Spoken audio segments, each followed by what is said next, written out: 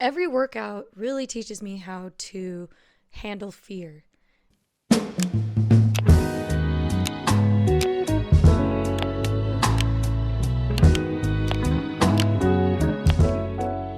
And in this episode, I'll be talking about what movement teaches me about showing up scared. So let's get right into it.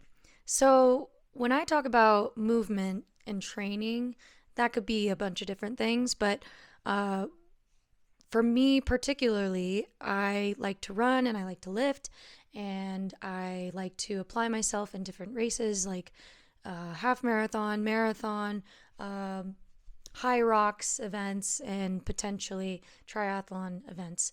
And these movements or these types of training slash workouts really help me overcome certain fears in my life. And I've had experience of growing up in sports, so that kind of fear has already been challenged in a way. So when it comes to growing up in sports, you overcome fear in different ways, such as the fear of socializing, or the fear of losing, or the fear of not being good enough. And when you go through those types of moments in your life as an athlete and overcome them, it really shows that you can overcome that fear and that you can overcome anything that you put your mind to. And another example in my everyday life that helps me use training and movement to overcome my fears or showing up scared is like running. When I was training for my first half marathon, I had to run 10 miles for the first time and I've never ran long distance before besides playing soccer, if you count that as long distance, but soccer is more, I would say, like small sprints, and long distance for me at the time was really a 1 mile lap. That's pretty much it. I was just thinking 1 mile is a lot. That's more than enough. It was definitely not enough training for me, and I definitely should have ran more back in the day, but that was the longest run that I ever thought about doing at the time. And my husband introduced me into long distance running, and he was like, I think you do really well. I think you have the physique for it, and I think you would actually really enjoy it. And I'm like, running? Okay. I mean, it's not that I disliked running. I didn't think of running as a passive or an enjoyable hobby, which is kind of funny thinking about it now because I'm such a big runner now. But yeah, back then I was just like, people do this for fun. That's kind of weird. But I used to think of it as like, oh, I need to do this. This is something I have to do to train to get better at soccer. So I got into running back in 2020, and I had to run my first 10 miles because I was training for my first half marathon. And when I ran my first 10 miles, I was so afraid about what was going to happen because, if you guys don't know, I've had 4 knee surgeries, technically 5, because the 4th time that I tore it, I've torn it so many times that they had to refill it and then have a second surgery. So fast forward, I am, not playing soccer anymore.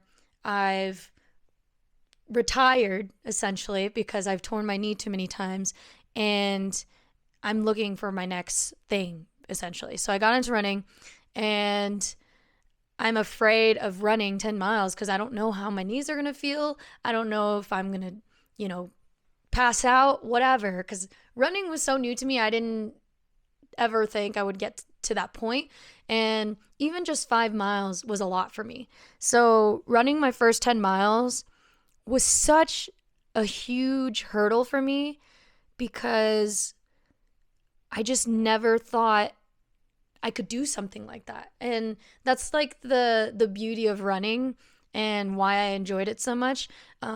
And I want to talk about running in another video because I feel like I could deep dive into it even more. But for this topic, it really showed me that whatever I'm afraid of at that time, I can overcome it. Like, I apply this to a lot of things, and I'll talk about that at the end of this video. But another example of why training has helped me overcome fear was just looking at the accomplishments that I've made throughout my training and seeing that I can do these things, and it just makes you feel like you can do anything. And if you've finished a half marathon race, or like any type of race or any game or whatever that you've been working really hard towards, and then you accomplish it, it really adds this, I don't even know, this purpose, this feeling of like, I can do anything. Like I'm the kind of person that has imposter syndrome, and I just like, if I'm not perfect in something, or I'm, mess up in a training, or I'm not doing a training to a T, I'm quick to like, oh, that's it. You threw in the towel, like you messed up. Like I instantly think that, but then once I actually do the thing, like the race, and I complete it and I do way better than I thought I would, it just basically knocks all of that down. And that's why I feel like people need to move and do things, and basically just, you don't have to go David Goggins right away, but it's more of just like overcome things that make you uncomfortable. And that's that. Another thing that I like to input into this is that not only movement has helped me overcome fear and taught me how to show up scared, but it also taught me how to start scared, because I'm the person that likes to research before I do things. And as an athlete and as someone that lifts and does all these things, all these hobbies, I had to learn very quickly that I just have to start before I feel ready for it, because I'm stuck in this paralysis. And I've talked about this before, where I'm stuck in this paralysis and I don't do it because I'm like, what if this, what if that, what if I can't do this, blah, blah, blah, blah, blah. And I just don't even do it, because if I don't do it, then I don't fail. And I had to learn very quickly that, especially in running, that I have to fail. There will be times where you will fail. And same with lifting. There will be times when you will fail, but you will have to learn from it, and you'll learn from just starting. And I've been working on this, and it's a new thing for me to just start, and just getting to the start line and actually passing the start line of anything, because I have to like snap out of it sometimes, because I still have that fear of like, oh, all the what ifs come in, and then I'm like stuck. So movement and training has helped me overcome that type of fear, which is really awesome, because if you don't start something, you won't know if you're good or not. And if you do find out if you're good or not, then you can learn on whether you want to continue learning from your mistakes, or if you want to stop. And that's totally fine. And that kind of leads me to small reps equals to big results. And I've talked about this before, but in another way of saying that is, the small reps turns into confidence for me. As someone who has started over from every knee surgery and having to work on building my strength and building my cardio from ground zero 4 times, which takes not even a year. It probably takes like 2 years at most to get back to where I was. And I just know that if you do small reps of something, small habits of something, it builds into something more than what you could have ever imagined in that present time of when you're doing the reps. Because I would be given, this is an example, I'd be given exercises to do for getting better with my knee, my ACL and MCL recovery. And I would do them every single day to a T. And no matter how hard it was, no matter how painful it was, I knew that if I did this and I continued doing this, I would get better. And I would probably get better even quicker if I continued doing this. And I set that discipline, and it was something that I had to overcome 4 to 5 times, unfortunately. And I had to learn. I had to learn to be okay with starting from ground zero. So, if you need someone to tell you like how to start over and be okay with it, I'm your girl. And I just remember, it was just like clockwork because I've done it so many times. And I laugh because it's just like ridiculous how many times I had to do those things. It taught me how to be disciplined, and whether I liked it or not. And that adds to running, that adds to lifting. So like for running, if you're getting into running, you can't just run 10, I mean, you can't just run 10 miles and be okay. Like you could, but like you'll probably get injured or something might happen.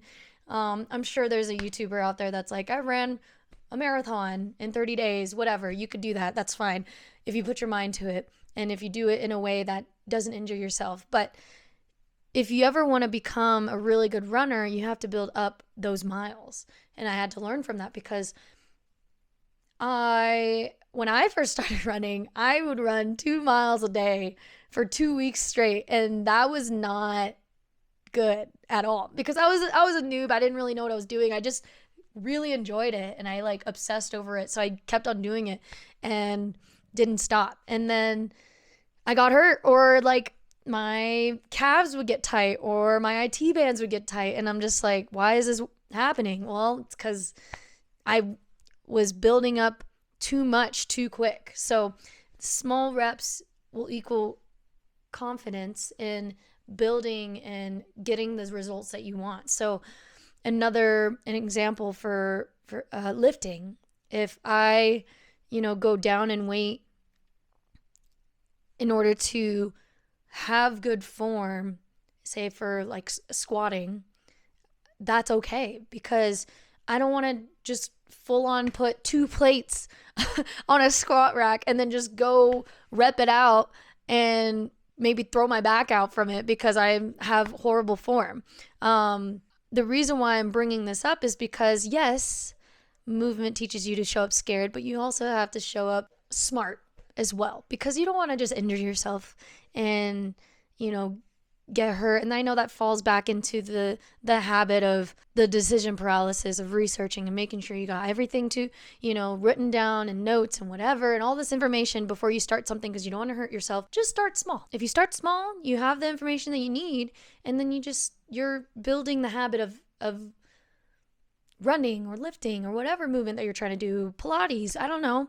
And once you build up to something that you're comfortable with, you're going to grow exponentially. Like I've been running and lifting for 5-6 years now, and it's been on and off because of my knee surgeries. And I know this is probably like the 3rd time I'm saying this, but you only get what you put in essentially. And this 5-6 years of slow progression for muscle building has really taught me that I can do things that I put my mind to if I keep showing up and keep doing things that scare me, that get me out of my comfort zone. Because now I'm at this place where I'm pretty comfortable. I'm pretty comfortable where I'm at. And I am like itching to get to the place of being uncomfortable because I feel like the more uncomfortable I put myself in situations for training, the more I grow. And obviously there's a limit, but I don't know what that limit is. And right now I'm pretty content. I did the full marathon and I was like, you know what? I'm content there. I don't need to do any more than that. And then now I'm like, maybe I should do something else. And that's the kind of the beauty of movement and training is like, you can really do anything and you can really apply yourself. And that goes on to applying this mindset elsewhere. For example, I've been going back to the office because I went from remote to in office, and that scared me because I was like fully remote for probably 6-7 years now. And in the grand scheme of things, going to the office is not as scary as running 26.2 miles. So I can do this. Like, this is not a big deal. So that's kind of how I apply my mindset. And then on top of that, talking about work, there were some tasks that I would avoid because I'm like, it's going to take a long time because I don't know what to do and I don't know how to start. But now I do that because now I love the challenge. I tackled those tasks and I'm proud of that. So yeah, applying that to work tasks and going into the office has been really cool. That was one other thing. And then the last thing, and I'll close up here because this video is getting so long, is reading the Bible and that fear and that mindset on this. Why did I bring this up? Well, reading the Bible has been a goal for me of being consistent every day, and it's tough. There's days where I won't and there's days where I will, and I'm trying to set my environment up where it'll help me achieve that goal. For example, I have the Bible app on my phone now, and I have an actual Bible, and I also have Bible study groups, which is really helpful because although I did buy, the Year in the Bible book, I haven't been completing it as often, mostly because I've been reading other parts of the Bible in my Bible study groups and church community groups. So I am deep diving into God's Word in many different ways. But, before all these things were happening, I was kind of getting overwhelmed because it's a big book and I don't really know how to dissect it very well. And that's kind of why I joined those groups. But I went from being overwhelmed and stressed about all those things to giving myself grace, because with everything, and not just this in particular, I have to understand that I am good enough the way that I am, and giving myself grace for not being perfect and for being human, essentially. And I know this part of the video, if you're not religious, that's totally fine. I'm not trying to push this on you, but this is just my experience, and I just wanted to jot this down, that showing up to something scared and handling fear with my training and movement has really applied in all aspects of my life, spiritually, financially, professionally, and personally. And if you enjoyed this episode, I really appreciate you for making it this far, actually.